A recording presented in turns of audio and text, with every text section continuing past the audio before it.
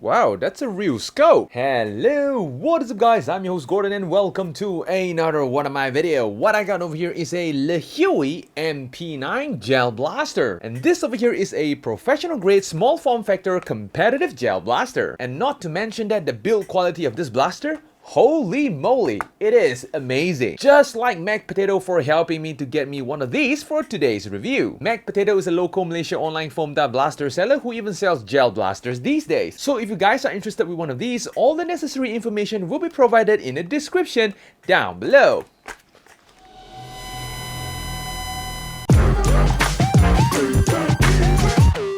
Okay, first look at the blaster. As you can see, the aesthetic of the blaster is obviously an MP9. And of course, if you guys have already noticed that the color scheme of this blaster is of course another one of my custom color scheme, which is the white and pink. Personally, definitely not a big fan of a full black blaster. So when you actually hold the blaster in hand, you will actually notice that there is some weight to it. And the build quality of this blaster, super solid, no plasticky noise or whatsoever, because the entire blaster is made out of a combinations of aluminums as well as nylon. The entire body of the blaster is of course made out of nylon. The tip of the muzzle over here is of course made out of aluminum. By the way, the barrel is threaded over here, so you can actually put in a threaded mock suppressor or even a threaded tracer. The mag prime of the blaster, yes, this blaster actually comes with mag prime, is of course made out of aluminum. When you actually pull the mag prime, it actually opens up the dust cover over here, which is pretty cool. I mean, that charging handle though feels really good. The trigger, ooh, that rate of fire though, is of course made out of aluminum as well. The blaster over here comes with a folding buttstock over here if you guys need a buttstock. So the length of the buttstock is of course unadjustable, but overall the length is just nice. I mean, take a look at that tactical look. And of course, one of the most surprising thing in this package is definitely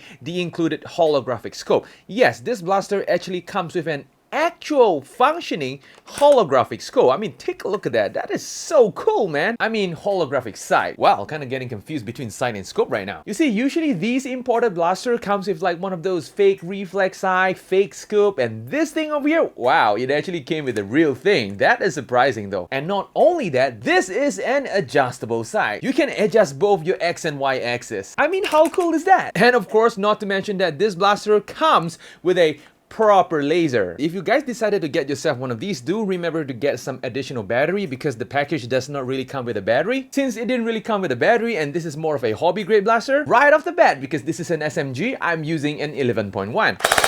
Which is why the rate of fire is so nice. But having this fast of a rate of fire, you are going to be emptying your mag really fast because the capacity of the mag is not that big. I assume that this is more of a 180 or even like a 200 gel capacity magazine, which is really small. You can literally empty out the entire magazine in 2 seconds. But thankfully, if you guys wanted a high capacity magazine, you can get yourself one of the drum magazine if you want to have like high kappa. To those who don't really know, the blaster actually comes with a functioning safety mechanism, which is actually located on top of the trigger itself, which is actually kind of similar with one of those Glock safety mechanism. And in terms of firing mode, this blaster actually comes with 2 firing mode, which the fire selector switch is located on top of the trigger over here, which you just push it in to select fire. The first one is of course a full auto, and of course the second one, which I'm calling it the burst fire.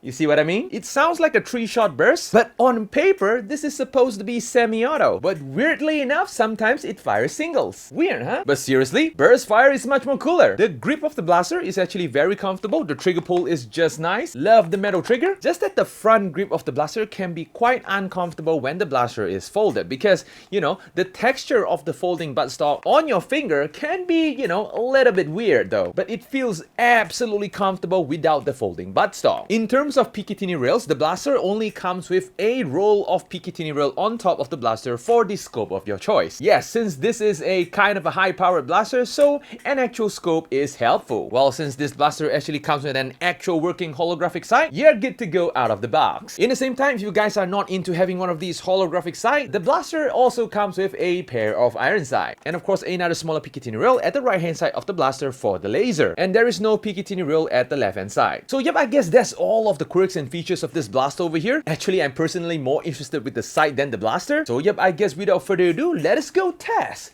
the blaster out.